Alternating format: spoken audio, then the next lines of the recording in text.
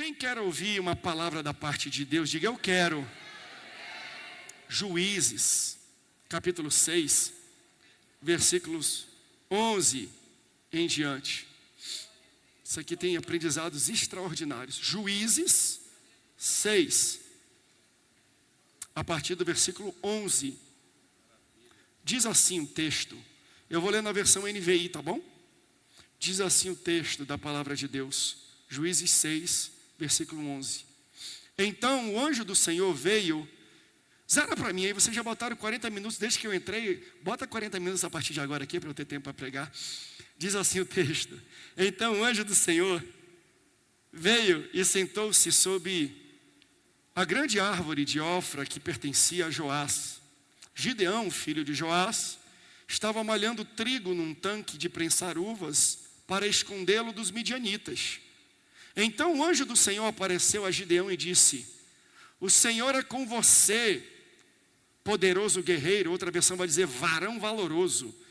Ah, Senhor, Gideão respondeu, se o Senhor está conosco, por que aconteceu isso? Onde estão todas as suas maravilhas que os nossos pais nos contam quando dizem, não foi o Senhor que nos tirou do Egito, mas agora o Senhor nos abandonou e nos entregou nas mãos de Midian. O Senhor se voltou para ele e disse, com a força que você tem, vai e liberta Israel das mãos de Midian. Não sou eu quem está te enviando? Ah, Senhor, respondeu Gideão, como é que eu posso libertar Israel? Meu clã é o menor e menos importante de Manassés, e eu sou o menor da minha casa. Eu estarei contigo, respondeu o Senhor, e você derrotará todos os midianitas como se fossem um só homem. Se você ama a palavra de Deus, diga, eu amo a Bíblia. Eu disse que eu ia pegar uma carona com a música que os irmãos falaram. Se precisar é só chamar. Manda um zap, faz uma ligação para Deus. Procura Deus. Me trouxe à memória a comparação. Eu vi um vídeo outro dia que tinha uma mãe e a sua filha. E o título do vídeo era As Diferenças Geracionais. E aí uma pessoa perguntava para que elas respondessem em gestos. E ela falava assim, ó, como é que você baixa o vidro de um carro? Aí a mãe fez assim. Aí a filha fez assim, ó. Como é que você atende o telefone? A mãe fez assim, ó. A filha fez assim, ó. Como é que você tira um retrato, uma foto? A mãe fez assim, ó. A filha fez assim, ó. Você está entendendo? A tecnologia, ela automaticamente controla, dita a forma como nós nos comportamos com algumas coisas. Teve um que falou assim, como é que você bate massa de bolo? Aí a mãe fez assim. Aí a filha fez assim, ó. Porque com a tecnologia, nós fazemos as mesmas coisas de forma diferente. Não é porque essa nova geração, ela é mais preguiçosa. É porque a tecnologia não nos empurra a dar o esforço necessário que vocês antes faziam para fazer a mesma coisa. Para que eu vou fazer assim, se eu posso fazer assim? Para que eu vou ligar? Lembra? Eu dou um celular para o meu filho. Outro dia eu fiquei assustado, porque eu peguei o meu celular e eu estava com a Sofia, minha bebê de 9 meses, 10 meses no colo. E ela viu, e eu vi que ela fez assim com o dedinho. Falei, meu Deus, isso aqui é intuitivo, que negócio é esse? Ela fez assim com o dedinho, quando eu coloquei aqui, ela ficou passando para o lado. Parece que é automático, uma criança, ela já sabe manusear um smartphone, um telefone Android, um iPhone, e ela foi passando para o lado. E quando eu dou um celular para os meus filhos, eu fico assustado. Porque hoje tudo é feito para as crianças fazerem assim. Já viu? Foto, assim. Reels, assim. Shorts, assim. Eles vão passando de vídeo, eles vão passando de foto, eles vão fazendo coisas assim. Aí quando alguém liga para o meu celular, e se você ligou já para mim há algum tempo, e desligou na hora, pode ter certeza, estava na mão de um dos meus filhos, porque a ligação chega, ele faz assim para cima, e ele continua vendo o vídeo. Aí a esposa chega, faz assim. Quando eu ligo para a Nayane, e por 5 vezes seguida dá um toque e some o toque, eu falo assim, está na mão do Romeu, da Bela ou do André. Da Sofia ainda não, por enquanto não. Por quê? Porque eles fazem tanto assim, que quando entra uma ligação, eles fazem assim também, e continuam vivendo a vida deles. Diferente do nosso tempo. Lembra como era o nosso celular? A gente não fazia assim, a gente fazia assim, ó. Era 3, 7, 9, aí você errava um no final. Ih, vou ter que começar tudo do início, porque não tinha volta, lembra? Aí você ligava, porque a tecnologia de antes era assim. Eu não fazia assim, eu fazia assim. O celular de hoje, se você está numa ligação, vem o chamado espera. Você pode mandar uma mensagem falando, estou numa ligação, te ligo mais tarde, já está automático. Você pode adicionar uma nova pessoa, não só na ligação de voz, de vídeo. Eu posso colocar na ligação do WhatsApp aqui 15, 20, 30 pessoas ao mesmo tempo falando comigo. Então quando alguém me liga, enquanto eu estou ligando para alguém, eu sei que ele me ligou. Eu posso mandar uma mensagem ou eu posso incluí-lo na conversa. Antigamente não era assim o teu iPhone. Lembra? Como é que era? Se você estava telefonando para alguém, falando com alguém, porque antes você falava assim, hoje você fala assim, né, no speaker. Quando você falava antigamente, e alguém tentava te alcançar para falar com você, não conseguia, dava sinal de ocupado, porque você já estava na linha com outra pessoa. Então não apenas dava sinal de ocupado, e essa pessoa não te alcançava, mas você nunca ficava sabendo que alguém ligou para você. Ele não avisava que alguém tentou falar contigo. Então se a tua mãe tentava falar contigo e você estava numa ligação com a sua tia, você nunca ia saber que ela tentou te alcançar, informar, falar com você, porque quando ela ligava dava ocupado. Deixa eu aplicar isso aqui um pouco para Deus. Porque a gente até usava isso de maneira interessante, não é? Quando a gente não queria falar com ninguém, a gente pegava o telefone e botava fora do gancho. Aí ficava o sábado inteiro alguém tentando falar com a gente, dava ocupado. Aí segunda-feira no trabalho, rapaz, te liguei o sábado inteiro, só dava ocupado. Ah é, rapaz, eu acho que eu estava na ligação quando você ligou. Porque quando a gente não queria falar com ninguém, a gente tirava o telefone do gancho. E aí quem tentava alcançar a gente não conseguia falar com a gente. Como é que é a comunicação de Deus? Não é como o Android. Não é como o smartphone. Deus não se comunica com você como o iPhone, até porque o símbolo do iPhone é uma maçã mordida, foi expulsa lá no jardim. A comunicação de Deus é muito parecida com o telefone de antigamente. Sabe por quê? Porque Ele tenta falar contigo, Ele tenta te chamar, Ele tenta te dar direcionamento, Ele tenta te dar instrução, mas se você estiver na linha ouvindo outras vozes, você não ouve a voz de Deus. E às vezes a gente nem sabe que Deus está tentando falar com a gente, porque nós estamos ocupados com outra pessoa. Deus está tentando falar com alguém, tentando livrar alguém, tentando abençoar alguém, tentando alertar alguém, tentando exortar, tentando curar, chamar, mas Ele não consegue, porque toda vez que Ele te chama, dá ocupado, porque você está na linha, ouvindo e dando ouvidos para outra pessoa. O diabo, quando ele não consegue atacar a tua fé, ele ocupa o teu tempo. Então quando você não ouve a voz de Deus, não atende o chamado de Deus, não escuta o que Ele tem para falar, você não entende os propósitos que Ele tem para você. Porque Deus é um Deus de propósitos. Se eu não tenho e não escuto os planos que Deus tem para mim, eu não entendo quais são os planos e propósitos dEle. Deus te fez para um propósito específico. O propósito é a razão pela qual você foi criado.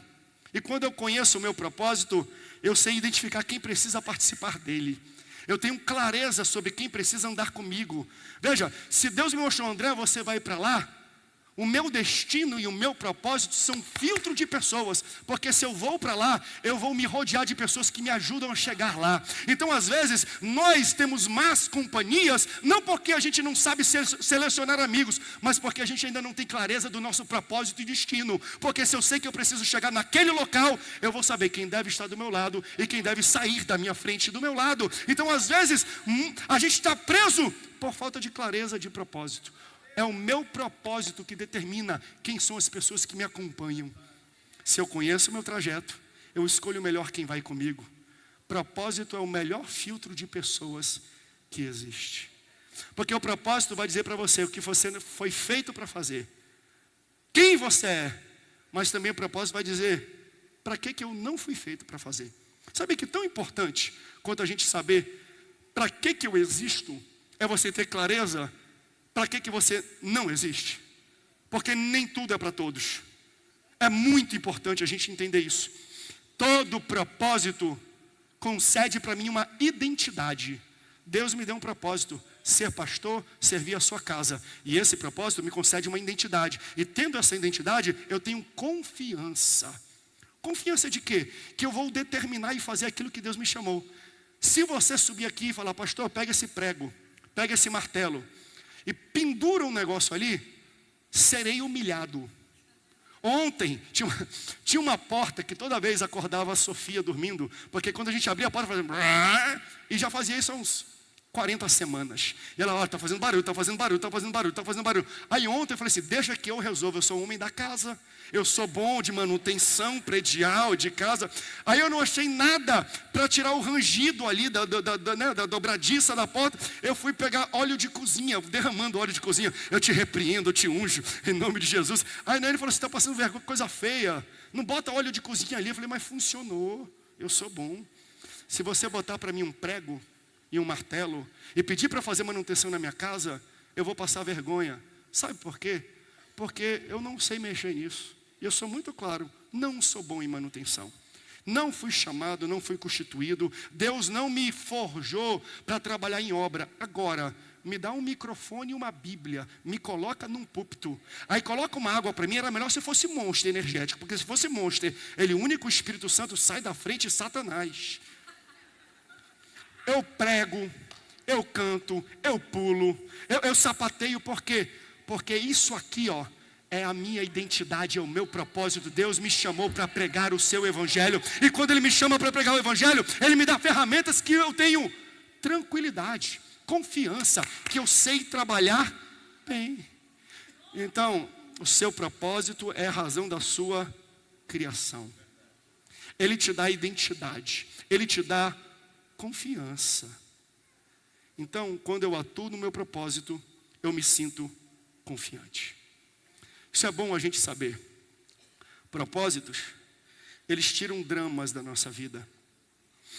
Quando a gente sabe que Deus nos designou para algo, a gente faz pazes com perguntas e dramas do passado.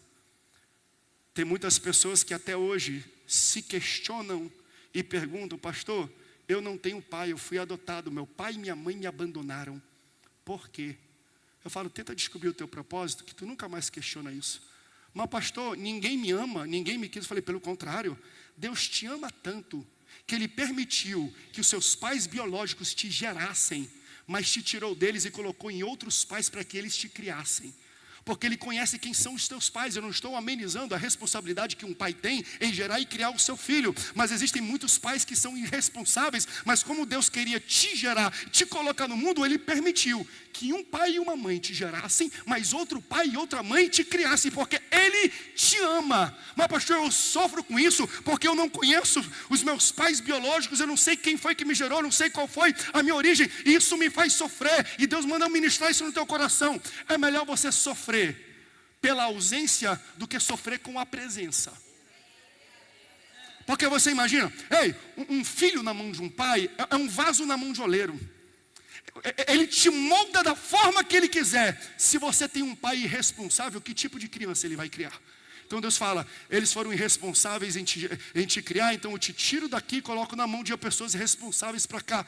Porque a irresponsabilidade deles não vai te tornar uma pessoa irresponsável. É por isso que eu permiti que eles te gerassem, mas eu mudei a tua história para que eles te criassem, para mostrar para você que eu te amo.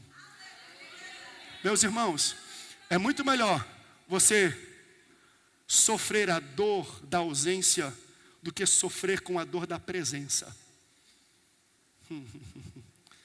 E Deus tem um propósito para você. O próprio texto em Jeremias vai falar um pouco sobre isso. Antes de te formar no ventre da tua mãe, eu te escolhi. Antes de você nascer, eu te separei e te designei como profeta.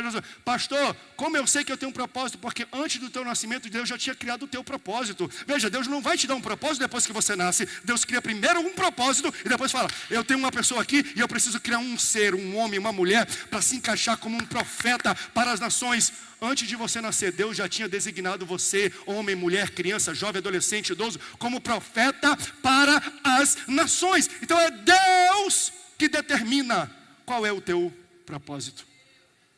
Deus escolhe e você descobre. Deus seleciona e você se submete. Aleluia! Então Deus, quando vai criar um propósito para a tua vida, Ele não consulta ninguém. Antes de todo mundo ser criado, Ele já escolhe. Então, se Deus não consulta terceiros para criar o teu propósito, por que você acha que precisa da aprovação deles para exercer o propósito? Se Deus te criou, começa a exercer aquilo que Deus colocou na tua vida. Começa a desempenhar o propósito que Deus colocou na tua vida. Isso aqui vai além, dá para a gente debater e conversar sobre isso a noite inteira. Porque esse texto vai trazer uma opinião bíblica, não conservadora, bíblica, é diferente. Conservadorismo não é Bíblia. Porque conservadores vão falar, onde é que começa? É o debate que tem lá em Brasília, né? Onde é que começa a vida? Porque eles estão debatendo sobre aborto. Começa na concepção. Aí eu disse, não, só 4 meses depois. Não, se for 4 meses depois, é aborto. É na concepção que nasce uma vida. Quem é que está certo, pastor? Nem conservador, nem liberal. Nem direita, nem esquerda. Está todo mundo errado. Sabe o que a Bíblia fala? Antes do teu pai conhecer a tua mãe, eu te criei. Onde é que começa uma vida? Antes da fundação do mundo. Antes do teu pai deitar com a tua mamãe, Deus falou, eu fiz o Rodolfo, eu fiz o Fábio, eu fiz o Enéas, eu fiz o Amaral, eu fiz fulano. Então, antes de tudo isso acontecer, Deus já tinha te desenhado. Não só te desenhado, Ele tinha te criado. E não apenas te criado, Ele tinha designado um propósito para a tua vida. Então o aborto não é apenas a morte de uma vida, mas a morte de um propósito. Deus te criou antes da fundação do mundo. Aleluia! Então, Deus escolhe um propósito para cada um de nós.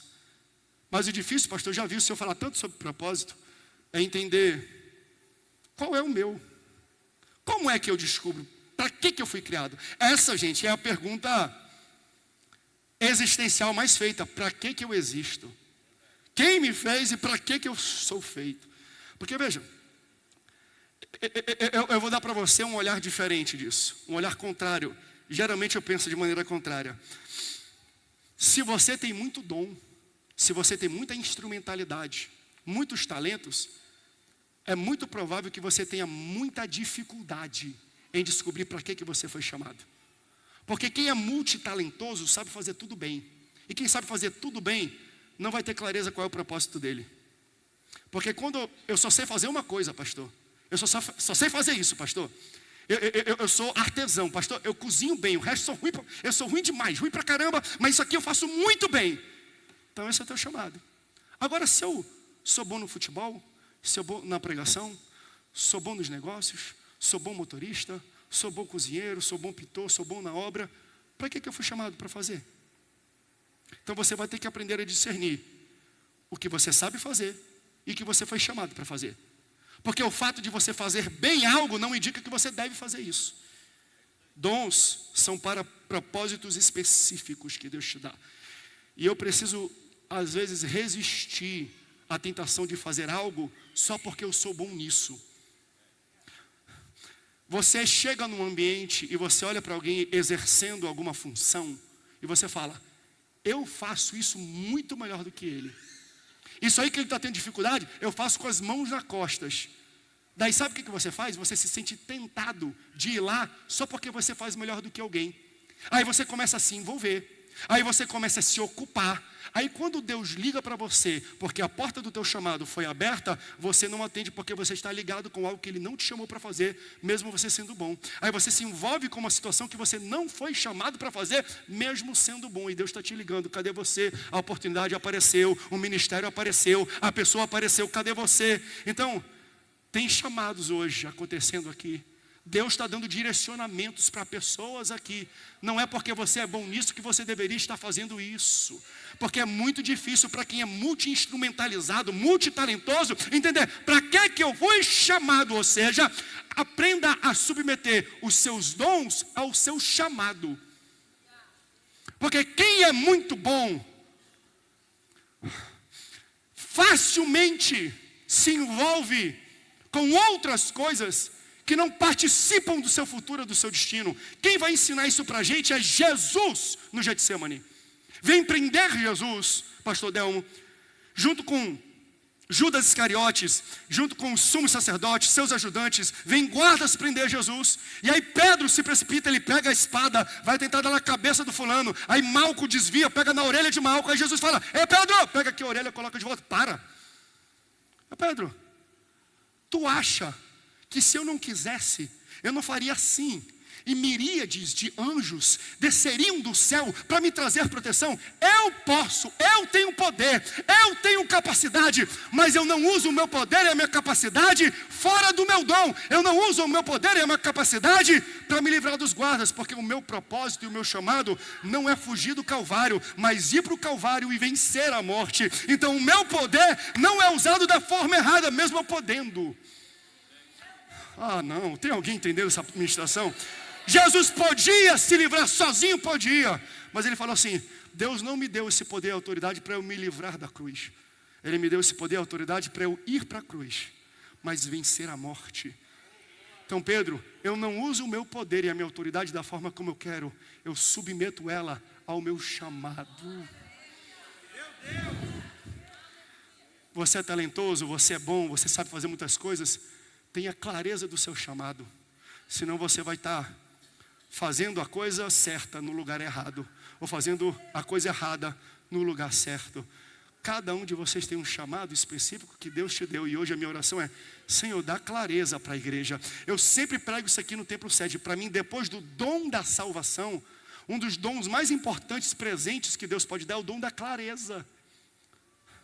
Por quê? Você já tentou subir uma serra cheia de encerração, cheia de neblina? Tu não sai do lugar, tu vai a 10 por hora. Tu não acelera. Tu não avança como deveria. Por quê? Porque você não tem visão e clareza do que está lá para frente. Agora, quando está aberto, você vai a 100 por hora, você vai a 150 por hora. Você acelera para o destino que Deus te destinou, porque você tem clareza. Espírito Santo de Deus, derrama clareza sobre o teu povo nessa noite, para que eles entendam para que tu deu dons, talentos, e que eles submetam ao seu chamado. Aleluia. Tem alguém que pode glorificar a Deus aqui? Eu estou ensinando, agora eu vou começar a pregar. Deixa eu voltar um pouco para Gideão, que eu fui para cá, deixa eu voltar para Gideão. Gideão, assim como o povo de Israel, nessa citação bíblica em Juízes, eles viviam ataques contínuos. Só que esses inimigos eram inimigos diferentes. Eles não vinham invadir para matar.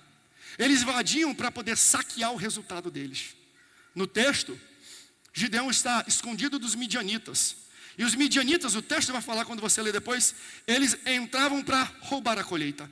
Todo ano, quando chegava o tempo de colheita, eles se uniam, invadiam Israel com um único objetivo: vamos saquear o resultado da colheita deles. Todo ano, eles plantavam, eles regavam, eles colhiam, mas não desfrutavam dos frutos do seu trabalho. Mas eu quero trazer uma perspectiva diferente para você sobre isso, que Deus tem me ensinado ultimamente, sobre como nós devemos encarar os ataques que nós estamos sofrendo. Esses inimigos só vinham para roubar a colheita. Então, se tem alguém que está te atacando de tempo em tempo, isso denuncia que tem uma colheita chegando para a tua vida. E você vai saber identificar isso na sua vida. Existem inimigos que vêm para te atacar, que vêm para te importunar de tempos em tempos, que quer arrancar, não quer te matar não quer te ver no chão não, quer se aproveitar do fruto do teu trabalho. Então toda vez que ataques se levantam, eu já aprendi com Deus, eu começo a glorificar. Obrigado, Senhor. Por que tu está glorificando no meio da guerra, André? Porque tem uma colheita de Deus vindo para a minha vida e destinada para a minha vida. será que tem alguém aqui hoje que pode se alegrar no meio do saque, no meio do ataque, no meio do conflito? Porque o conflito, o fato desse inimigo se levantar, é porque Deus está falando, tem uma colheita chegando para a tua vida. Ei, é tempo de colheita, é tempo de colheita. Tem alguém que pode dar glória a Deus comigo? É tempo de colheita. Ataques assim são consequências de colheitas que Deus está derramando sobre nós. Aleluia. Mas vamos falar a verdade. A gente dá glória a Deus, mas não dá, né? Porque ataques, eles nos abatem. Eles mexem com a gente. Ataques, eles nos desencorajam. E é terrível a gente entender que a gente trabalha. A gente prepara a terra, a gente rega a terra, a gente se esforça. Aí vem alguém e acaba com o resultado de todo o trabalho que a gente fez. O inimigo atacou, mas não tirou a vida. Não tirou a vida, mas tirou a colheita. Colheita é o coração. Estou vivo, glória a Deus, mas estou desanimado. Estou vivo, mas não tenho mais esperança. Estou vivo, mas o ânimo foi-se embora. O entusiasmo já acabou. Porque com a colheita também foi-se embora o meu coração. E era exatamente isso que Gideão estava vivendo aqui. A colheita foi embora e o coração foi embora. E com o coração foi embora um outro cor, a coragem. Mas mesmo assim, Deus tem me ensinado a enxergar as minúcias da guerra nos seus pequenos detalhes. Porque a colheita foi embora, ele está desencorajado, e mesmo assim eu aprendo a glorificar a Deus. Sabe por quê? Porque esse inimigo poderia ser outro. Por que os midianitas? Midianitas são pessoas que ficavam e moravam do lado da terra de Israel. Então eles estavam perto o bastante para entender o que acontece na vida deles. E quando eles ouviam boas notícias de colheita, vamos invadir, eu ouvi boa coisa lá. Eles vão ter colheita, vamos invadir, vamos chegar para lá. Eles eram como se fossem inimigos amigáveis. Lá em Gênesis capítulo 25 vai falar que Abraão, ele se deita com a sua concubina Quetura. E ele tem uma filha com ela chamada Midian. Então Gideão, ele é da linhagem, da genealogia de Abraão. E Midian também. Só que cada um tomou o seu caminho. Da mesma genealogia, existe uma proximidade, mas um quer uma coisa e outro quer outra coisa completamente diferente. Então às vezes, o que eu aprendo é, a guerra que eu estou vivendo, por mais que Satanás enviou contra mim, poderia ser pior. Porque esse inimigo é Midian. Me conhece, mas eu conheço também. Porque poderia ser os filisteus, poderiam ser os jebuseus, poderia ser os amalequitas. Se você lê na história bíblica, esses três inimigos que estavam também ao redor de Israel, não entra para pegar saque de colheita não, entra para matar. Aí Deus está falando, dos piores inimigos o melhor, dos piores males o melhor. Eu não vou permitir que entrem para te matar. Podem até roubar alguma coisa, mas você vai se manter vivo. Então às vezes eu dou glória a Deus até nos inimigos que conseguem me atacar e atacar a sua vida e atacar a sua igreja, porque até nisso tem um controle, um cuidado de Deus. Eu não vou permitir que toque para tirar a tua vida não, pode até tirar a tua colheita. Não foi isso que aconteceu com Jó. Eu preguei aqui domingo sobre Jó. Eu quero tocar, pode tocar em tudo, menos na vida dele. Dê glória a Deus, porque até os inimigos que te tocam têm a permissão de Deus para não mexer com a tua vida. Aleluia. Aí Gideão recebe uns textos vão falar que é um enviado de Deus, um anjo de Deus, aqui é o próprio Senhor. Ei, o varão valoroso, e ele está escondido, malhando trigo no lugar de prensar uvas. Valoroso onde, Deus? Corajoso onde? O cara está escondido com medo, e tu chama ele de corajoso. Já percebeu isso? Que Deus se mostra às vezes para a gente num momento que nós estamos acovardados e fala que a gente é valente. Aí de 2, 1. Ou Deus está errado, ou a nossa situação está nos mentindo. O que você acha que está mentindo para você? A tua situação, o teu sentimento ou Deus? Você sabia que o teu sentimento mente muito para você? O teu sentimento vai dizer que você é o local onde você está. O teu sentimento vai falar que a tua identidade é a condição que você está vivendo. Logo, eu estou escondido, eu sou um mentiroso, eu sou um medroso. Logo, eu estou fugindo dos inimigos, eu não sou um homem de verdade. Aí Deus aparece e fala assim: deixa eu te dizer qual é a tua identidade. Varão valoroso, levanta, eu estou contigo, eu vou te usar para libertar o meu povo. Aí ele começa a reclamar: mas da minha terra, eu sou do menor clã, e da minha casa, eu também sou o menor. Ele começa a dar desculpas pela qual ele é inapto, ineficiente, para poder cumprir o chamado que Deus dá. Ele reclama de Deus, fala: o que eu vou dizer? Porque os meus pais falavam que tu libertava, que tu agia, que tu ia com a forte mão. Que Deus é esse? Onde está esse Deus? Então, Gideão, ele começou a reclamar da resposta que Deus estava começando a dar. Ele não ouviu a chamada de Deus porque ele estava ocupado com as ofensas, com as derrotas do passado. Porque era para ele glorificar quando aparecesse o Senhor e um anjo. Mas ele começou a reclamar porque tinham roubado a colheita, mas ele estava vivo. Minha pergunta é: o que vale mais, uma colheita ou a vida? A vida. Mas às vezes nós reclamamos para Deus de um incômodo menor, sem perceber que Ele deu um livramento maior.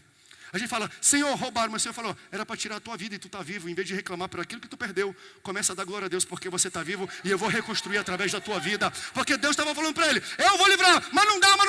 Ei, eu vou usar vocês. Geralmente, quando nós reclamamos para Deus sobre uma situação, Deus fala: ei, a resposta que vai resolver isso é você mesmo. Cadê aquele Deus? Ei, eu vou te usar. Como é que vai se livrar? Ei, eu vou te usar. Como é que nós vamos vencer? Ei, eu vou te usar. Não dá para me usar não. Eu vou te usar. Nessa noite, Deus manda dizer para você: levanta, eu vou te usar. É você que vai resolver o problema da empresa, o problema da casa, o problema da igreja, o problema do ministério, o problema emocional. Deus está levantando pessoas que antes se achavam acovardadas. Você é valente, homem. Você é valente, mulher. E Deus vai te usar. Só que Deus não conseguia contato, falar com Gideão, porque ele estava ocupado ouvindo outras vozes. Quais vozes? Vozes da ofensa. Deus estava querendo falar do futuro, mas ele estava ocupado falando do passado. Desliga o telefone do passado. Bota no gancho o telefone da ofensa, porque Deus quer começar a ministrar para a tua vida. Deus quer começar a abrir os teus olhos para tudo aquilo que Ele vai construir através do teu futuro. Mas não tem como eu estar numa ligação do passado e no futuro ao mesmo tempo. Deus não trabalha com multiconferência. Deus não trabalha com Zoom, com Google Teams. Deus não trabalha com videoconferência, Ele trabalha com ligação direta. Ele quer usar pessoas aqui falando: desliga a ofensa do passado, desliga o problema ministerial que você viveu há 30 anos atrás, porque eu vou começar a trilhar uma nova rumo, uma nova história e um novo destino para a sua vida. Porque quando a gente está ligado demais com as ofensas do passado, isso cresce, é que nem uma infecção. Hoje um pastor Diego, me mandou uma foto aqui, rapaz, que ele estava com uma coceira no pé. Falou: pastor, era uma coceirinha do nada, tá lá no hospital, infeccionou o troço, agora está inchado até o meu pé. Começou com 2 dias, era uma coceirinha, era um negocinho. Não é nada, eu fui coçando, não fui tratando, daqui a pouco meu pé inteiro está inchado, eu não consigo nem pisar. Infecção acontece assim, acontece com uma pequena ofensa, uma pequena rusga, um pequeno machucado.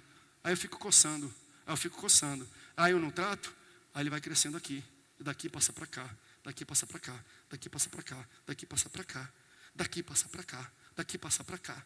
Daqui a pouco eu estou todo infectado, todo infeccionado. É uma metástase do inferno que acontece na minha vida. Por quê? Porque eu não tratei. E esse é um grande perigo de uma infecção. É que às vezes você foi machucado no seu coração, mas como você não tratou a ferida, do coração passa para a tua mão. Era algo que era sentimental. Mas porque você não tratou, se tornou algo do dia a dia, afetou o teu serviço na igreja. Quem está comigo aqui nessa ministração? Eu fui machucado aqui. Porque me machucaram aqui, eu não canto mais na igreja. Eu não toco mais na igreja. Eu não recebo mais convite. Eu não piso mais numa igreja. Porque, não mexeram com a tua mão e com o teu pé, não. Foi com o teu coração. Mas como você não tratou, infectou. E do coração foi para cá. Foi para a família. Foi para o casamento. Foi para as relações. Foi para o trabalho. Porque nós não tratamos disso. E aí quando a gente não trata as infecções, isso nos dá um grande problema. Porque os dons que Deus te deu, O talento de cantar, o talento de pregar, o talento de ministrar, o talento para servir na casa do Senhor, quem deu foi Deus. E Deus te deu um propósito. E esse dom é uma ferramenta para você cumprir o propósito. Mas aí como você está infectado, você não usa o dom. Aí você fala, não vou, por quê? Porque fui machucado. Então entenda, a infecção é tão perigosa que ela dita e determina como nós usamos os nossos dons. Deus te deu um dom para cumprir um propósito. Mas aí você pega o dom e não submete ao propósito. Submete à ferida. A ferida que eu tenho aqui, então não vou cantar mais. Então não vou tocar mais. Então não vou usar mais. Nessa noite o Senhor está derramando um óleo, um bálsamo. Há um bálsamo em Gileade. Há uma unção, uma cura em Gileade na tua vida. Para Ele tratar todas as feridas, todas as rugas. Tudo que está infectado e aberto. Para você começar a usar o dom, a usar o teu talento, a usar o teu serviço, a usar a tua saúde. Para desempenhar o trabalho que Deus te deu. O chamado que Deus te deu. Veja. Isso é o que acontecia com Gideão. Deus, quando vai até ele, sabia que ele tinha as qualidades necessárias para ser o líder para libertar Israel de Midian. Mas ele estava escondido e falou assim, não vou não, sou o menor da minha casa. Por quê? Porque todo o dom que tinha nele, ele submeteu à ferida do passado. Não faça isso não. O que Deus derramou na tua vida custou muito caro, custou um alto preço. Não foi de graça. Para Ele poder resgatar isso e derramar sobre a tua vida. Custou o seu Filho Jesus Cristo. Para você, por causa de um problema de relacionamento, não entrar mais na igreja, não tocar mais na igreja, não pregar mais na igreja. Deixa o teu pastor ministrar para você. Eu amarro esse espírito de infecção, de dor, de dodói, de ferida, em nome de Jesus. Existem vidas que precisam de você, do teu abraço, da tua voz, da tua escrita, do teu trabalho no ministério infantil, com as irmãs. Não submeta o seu dom à sua ferida. Submeta ao propósito que Deus colocou na tua vida. Gideão falou, não é para mim não. Não vou não, não tenho não, não quero não, não posso não. Eu sou contigo, varão valoroso. E ele levanta, Gideão, é você. Minhas irmãs, são vocês. São vocês, meus irmãos, pastor, são vocês. É a mim, são vocês aqui lá atrás, no meio, quem está assistindo. Deus está chamando vocês. Deixa eu fazer uma pergunta para você. Se Gideão dissesse não, eu não vou atender ao chamado, o que aconteceria com Israel? Parou para pensar? Se ele falasse, eu não vou me levantar para fazer o que tu me chamou, o que aconteceria com a nação de Israel? Que é a resposta? A mesma coisa que aconteceu quando ele disse sim. Porque se ele dissesse não, Deus ia até outro homem e derramaria sobre outro homem o dom que ele tinha colocado sobre Gideão. E outra pessoa ia desempenhar o papel que Deus criou Gideão para desempenhar. Porque Deus te inclui no plano dele, mas não precisa de você no plano dele. Ele te levanta, te dá dons e te escolhe. Mas se você disser não, Ele escolhe outra pessoa para fazer aquilo que era para você fazer. Isso é horrível. A pior coisa é você estar em algum ambiente que você foi chamado para fazer. Você tem um dom para fazer. Aí você está sentado vendo outra pessoa fazer. Aí tu fala assim, era para ser eu ali. Chorabacanterebas. Era para ser eu pregando ali naquele púlpito. Era para ser eu ali com aquele rapaz, com aquela moça. Era para ser eu servindo, era para ser eu ali na porta. Era para ser eu aqui no estacionamento. Era para ser eu. Por que eu não estou lá? Porque você disse não. E quando você diz não, Deus vai atrás de alguém que faz o mesmo trabalho que você faz. Deus não deixa de fazer o que Ele precisa fazer só porque você não quer. Ele te criou para isso. Ele te preparou para isso. Mas se você não se submeter, Ele levanta uma outra pessoa. Meu Deus. Ah, meu Deus. Sobe aqui o pessoal do louvor, sobe aqui os músicos, por favor, que eu quero cantar e ministrar sobre a vida. Gideão estava machucado. Machucado por tudo que ele sofreu na vida. Veja, Isso não faz de Gideão um homem fraco, faz de Gideão um homem humano. Fui tão machucado, pastor. Fui tão atacado, pastor. Eu fui tão saqueado, roubado, pastor. Eu trabalhei. Quando era para eu desfrutar do resultado do meu trabalho, da minha liderança, na minha empresa, na loja onde eu trabalho. Sabe, eu fiz tudo, preparei. Quando era para eu estar bem, me tiraram, me trocaram, tiraram o local, tiraram o ministério, tiraram a liderança. Só por causa disso, eu nunca mais vou fazer. Você está preso. E ao estar preso nisso, você vai começar a olhar a gente fazendo o que era para você fazer. E você vai se questionar. Era para ser eu. Era para eu estar naquele. O coração que Deus confia, falei sobre confiança domingo, é um coração que é submisso. É um coração que está disposto a fazer não o que quer, mas o que Deus manda. Jesus está na cruz do Calvário, pronto para morrer. Jesus tinha poder na cruz do Calvário de se livrar de lá. Lembra? Um ladrão vai falar: ei, se tu é mesmo filho de Deus, tira a gente daqui. Faz alguma coisa, tu tem poder.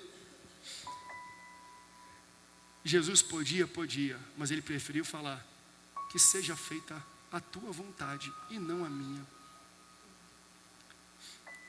Te levanta na dor, te levanta no sofrimento, te levanta e faz do jeito que você está. Pastor, mas a cicatriz ainda está aberta. Trabalha com a cicatriz aberta. Deus está te chamando nessa noite. Eu não sei para quem é esta palavra. Tem pessoas que estão dando glória a Deus de maneira genérica, gostei, mas existem pessoas que estão aqui, o Espírito Santo me confere para falar isso no coração, que isso é um sinal específico para você. E você sabe muito bem, Deus está falando contigo como se fosse alguém que viu a tua vida, que entendeu o teu último mês e está falando no teu ouvido: eu acompanhei isso. Não para. Não para. Existem propósitos significativos, lindos, maravilhosos para você desempenhar. É para você. Deus te criou com isso em mente. Não deixe outro entrar no teu lugar, não. Porque se você não fizer, Deus coloca outro. Às vezes a gente fala: aquilo que Deus colocou, ninguém coloca no lugar. Se ele falasse: eu não vou, Deus ia levantar outro. Deus levanta. Deus quer te usar, mas não precisa só de você, não. E se bobear, se você não quer, ele levanta alguém melhor do que você para fazer aquilo que era para você fazer. Hoje é noite de você levantar. Mas pastor, dói. É claro. Para cumprir propósitos, meus irmãos, a gente tem que abrir mão de alguma coisa. E às vezes é do nosso próprio conforto. Abraão, pega o teu filho da promessa e me entrega como sacrifício. Que é isso? Me entrega. Ei, você acha que para seguir o caminho de Deus é só glória a Deus, aleluia? Não, vai ter sacrifício. Vai ter sacrifício.